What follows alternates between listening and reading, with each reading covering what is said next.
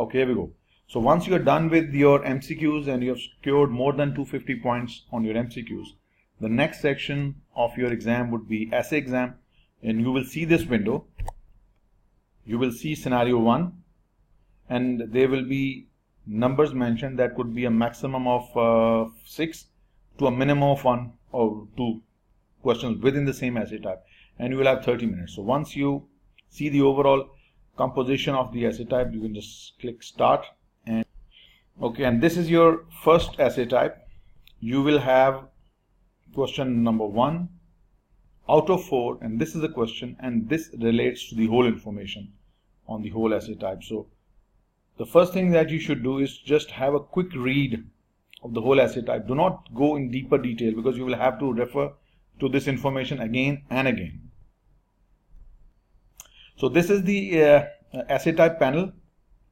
This is the given information on the whole essay type. Looks quite extensive. This is of course longer than the normal paper. You won't find this extended essay type information, but let's see.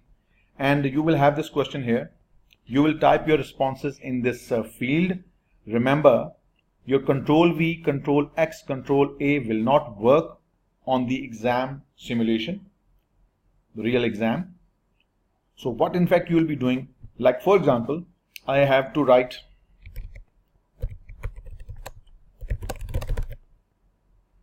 I need to use the same text down. So I'll simply select this using my mouse, copy. Now this has been copied. You bring where you want to paste this information, and you simply click paste. So whatever you have selected will be pasted. I need something not here, somewhere down. You select, you press cut,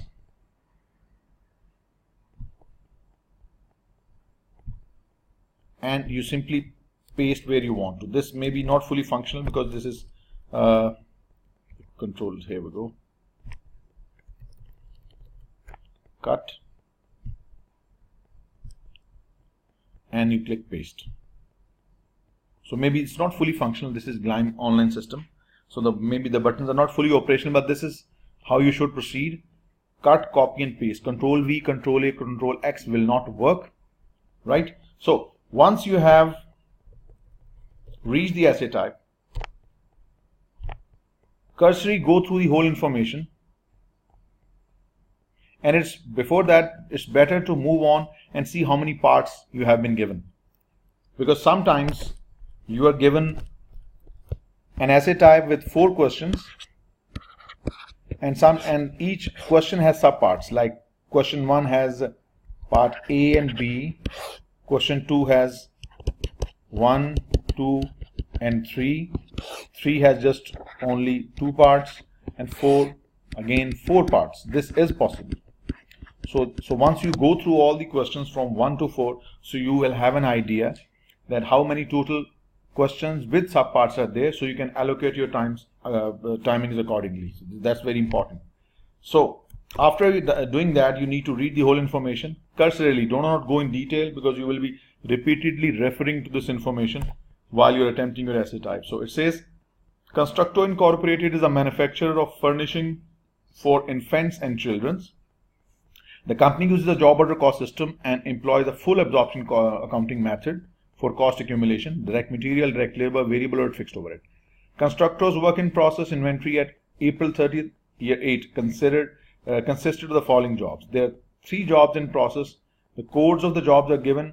These are the items that are being made: cribs, playpens and dressers.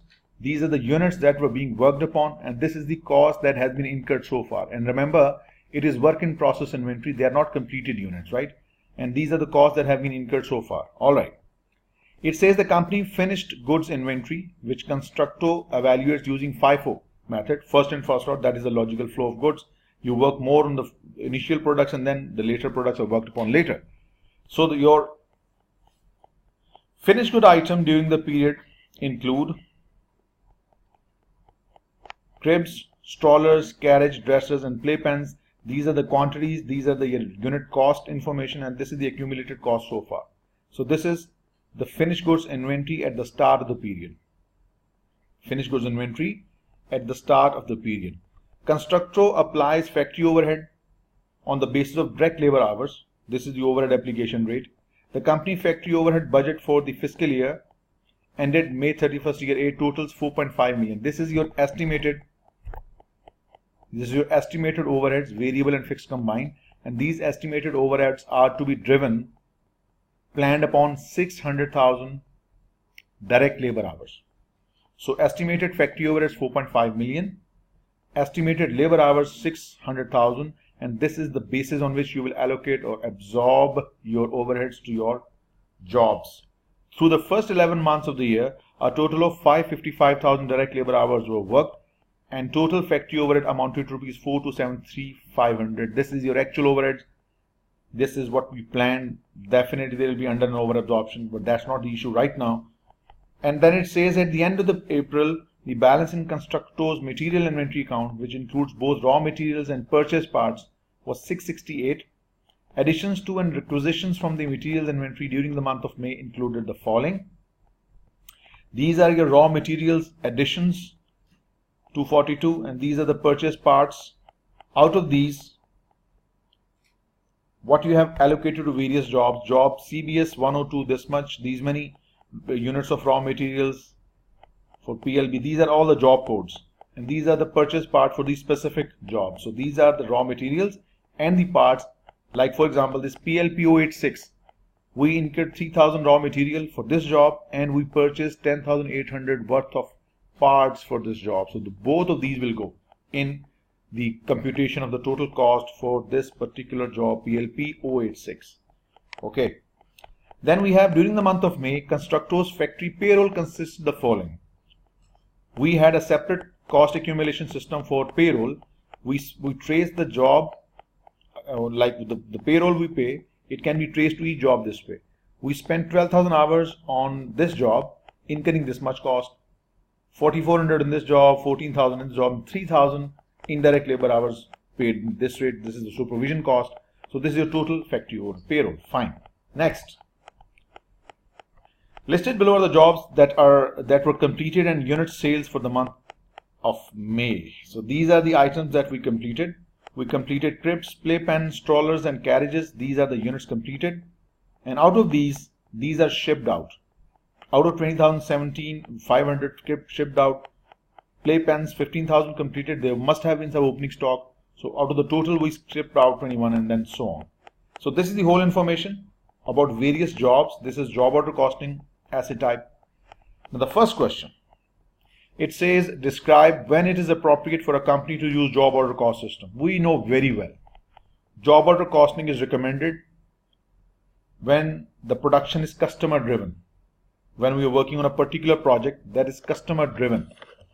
So it makes sense that we should accumulate our cost separately for each job. So the answer would be job order costing is appropriate. Mind it, your spelling checker will not work. There is no spell checker here. Whatever you are typing, whether incorrect spellings or correct, they will go. So make sure your spellings are okay.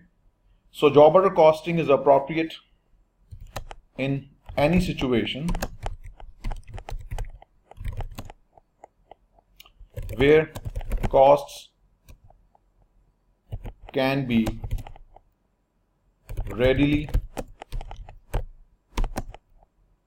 identified with specific. See, there is a spell checker working at the back end, but in the real exam there is no spell check. Identified. I'm misspelling somewhere. There shouldn't be N. With specific products,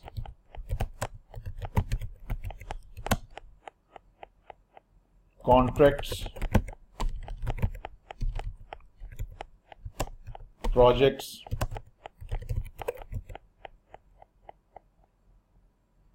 or batches, and that's all. You do not need to write anything else. Give only what he is looking for. Describe when it is appropriate for a company to use a job order cost system, and I have given what he was looking for. And that's all for question number 1. So once we are done with the question, so you simply need to press next. Okay, so this is your question number 2. and the information of the asset type stays the same, but the question is different now. This is question 2 of 4, and luckily it has just one part, no subparts. Calculate the dollar balance in constructor's work in process inventory as of June 31st year 8. Okay, so these were the opening work in process, CBS, PLP and DRS. Here we go. CBS, PLP, DRS. We started 2 new jobs, STR and CRG 098, 10,000 and 5,000. We completed certain number of units during the period. Let us see. CBS 20,000 units completed, and if you just look at the given information, there were originally 20,000 units. Playpens were 15,000 and completed units of playpens are 15,000.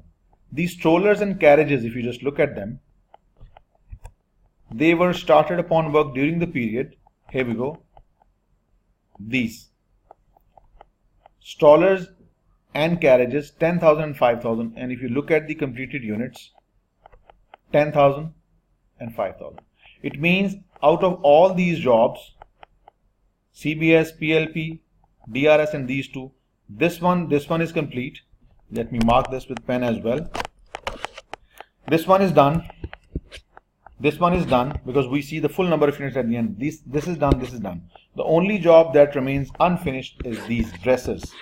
So we have to give the value work in process, and I'm sure all of you know the work in process consists of 4 cost components: direct material, direct labor, variable overheads and fixed overhead, and these 2 have been combined in the form of factory overhead, or in other words, manufacturing overheads.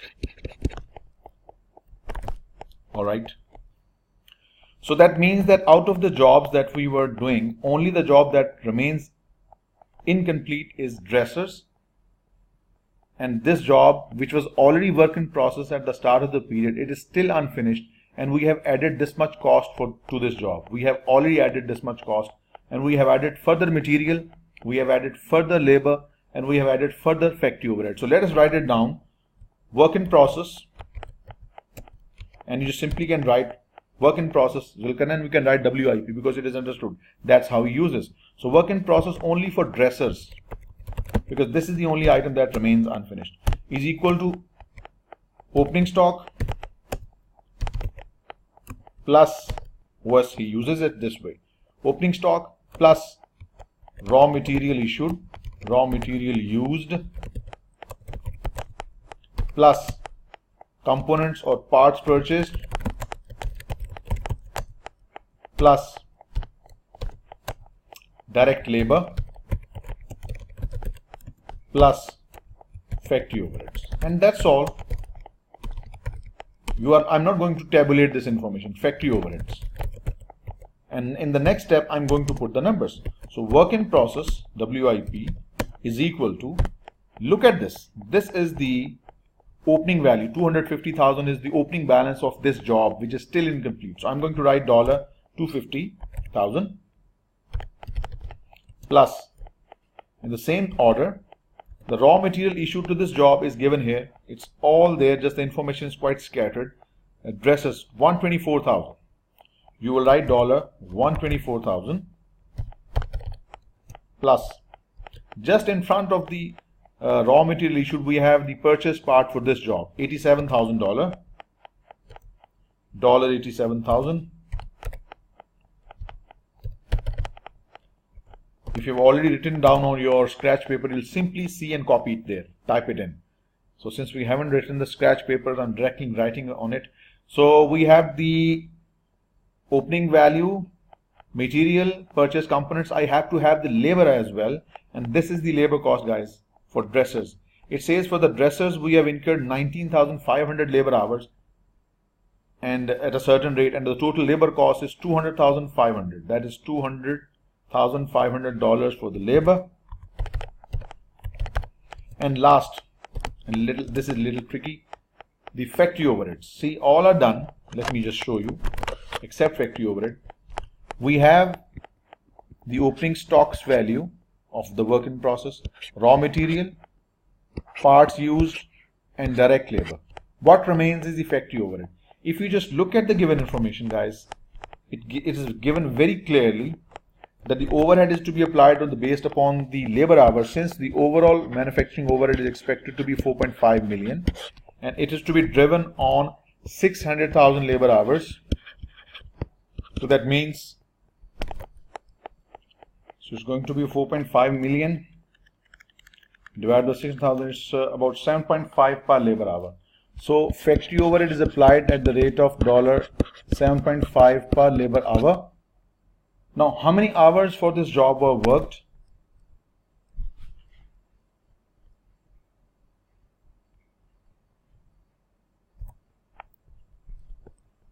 It says that the number of hours worked for this job was 19,500 hours. Since this job took 19,500 hours and overhead is applied at the rate of 7.5 per labor hour, so it's going to 7.5 times 19,500, it is 146,250. 146,250. So this is going to be the last component of your cost. Add $146,250. And if you add these all, you will get your full value of work in process. It's going to be $250,000 plus 124 plus 87 plus 200.5 and plus 146.250. It gives you $807,750.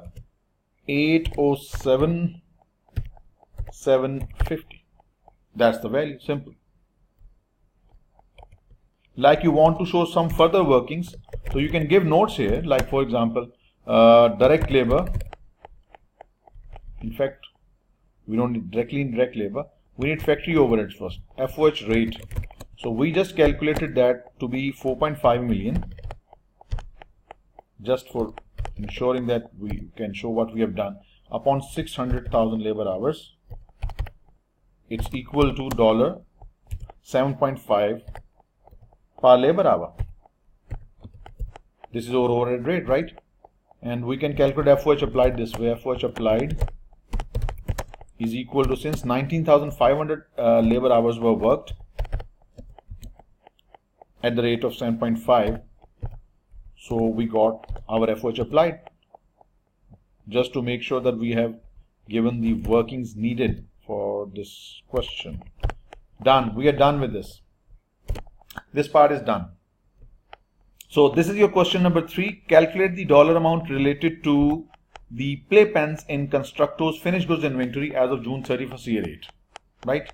Since we have to calculate the cost of finished goods inventory, so the works appears to be somewhat similar to what we have done. So we'll simply copy the text from the previous question, put it here and press paste. The information would be laid down. See, I will be saving a lot of time and I don't need to rewrite things. So it won't be work in process now. It will be cost incurred during the period. Cost of play pens, cost of production, and this time it's play pen. Play pens. Opening stock plus raw material used plus parts purchased plus direct labor plus factory overhead applied. See, everything is nicely laid down. What we need, the value of the opening work in process of play pens, that is given here.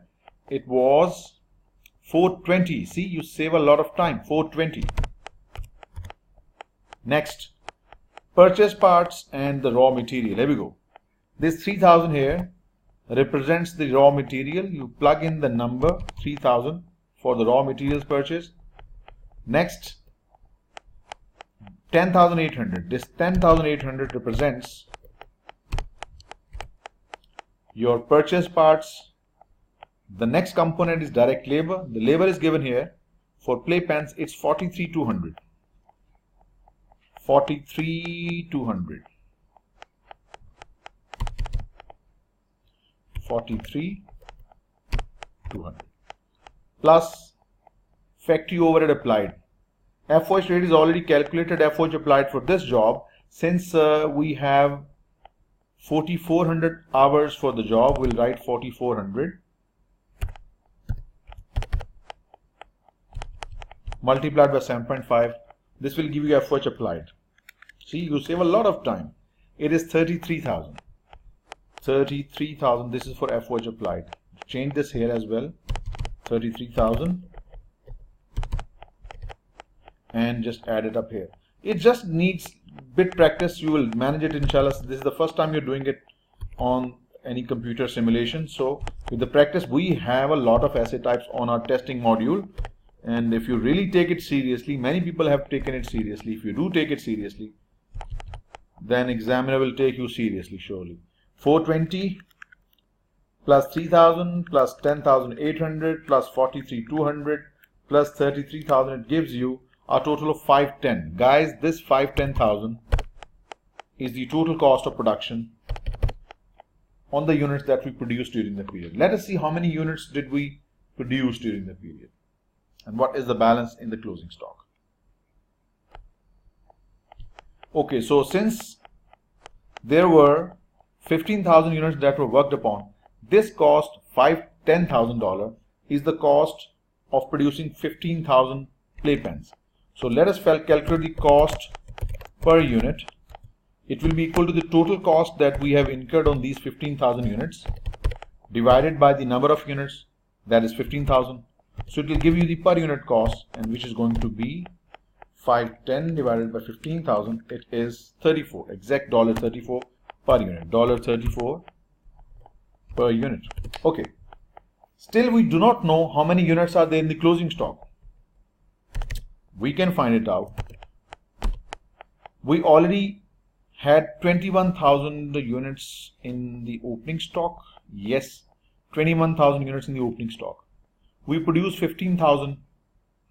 No, it's 19,400 playpens. 19,400 were in the opening stock. 15,000 were completed. It means total we had 34,400. So let's write down the units available is equal to 15,000 that we completed during the period, because there is no work in process except dressers, plus 19,400 that were already available. So it means the total availability was 34,400. 34,400, right? Out of these, we shipped how many? We shipped 21,000. So it means closing stock is equal to what you had, 34,400, less shipped, which is 21,000. It means the closing stock units turns out to be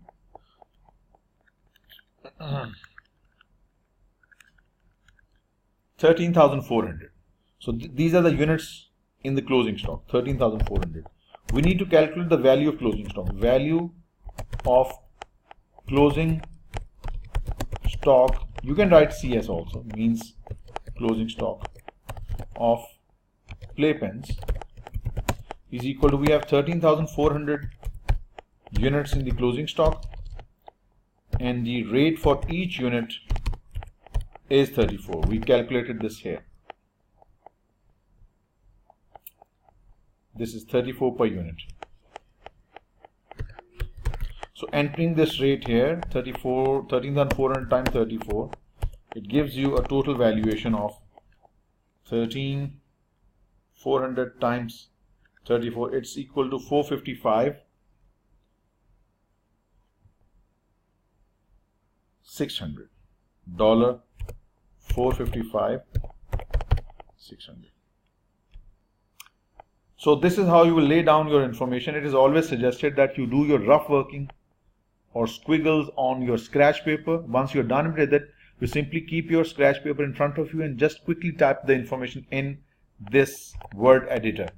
It is recommended. It is not advisable that you're doing the calculation and writing the information step by step. It will take time. Do the working on paper and do them completely and simply type it in the editor. It will save you a lot of time. So question 3 is over. We have just last question, question 4, and we have just consumed 24 minutes. So it's quite easily doable within 30 minutes. So the next question, we're going to click next so as to get the next question. Okay, here we go. This is your question 4. Same information. Explain the proper accounting treatment for over applied or under applied factory overhead when using job order cost system. If you just look at it, we have applied overheads based upon labor hours. Our estimated overhead was 4.5 million, but actually we ended up incurring 4.273 million at the end of 11 months. So there sure is going to be a difference between applied and actual. So how do we do and how do we treat the under and over applied. So we have read in detail that proper accounting treatment for over or under applied when using job order costing system. What to do with the under or over applied overhead depends upon the significance of the amount. If the amount is insignificant, the whole of it is charged or credited to the cost of goods sold, and if the amount is significant, it is prorated between work in process, finished goods, and cost of goods sold. So we're going to write the answer. If the amount of over or under applied is hyphen is immaterial, then this amount is closed or charged against the cost of goods sold. Cost of goods sold. However, if the amount of over, again I need to write it again, so I don't need to type it again. I simply select, copy and paste, save time. I didn't select it properly. Okay, so this function will work very fine on your exam since it's not the full exam version. However, the amount of under or over applied is material or significant, then it is charged proportionately. See, the spelling checker works here but not on the exam. Proportionately to three accounts, namely 1. Work in process, you just write work in WIP. 2. Finished goods inventory. 3. Cost of goods sold. And that's all. So you did your essay type perfectly within 27 minutes, and that's how you do it.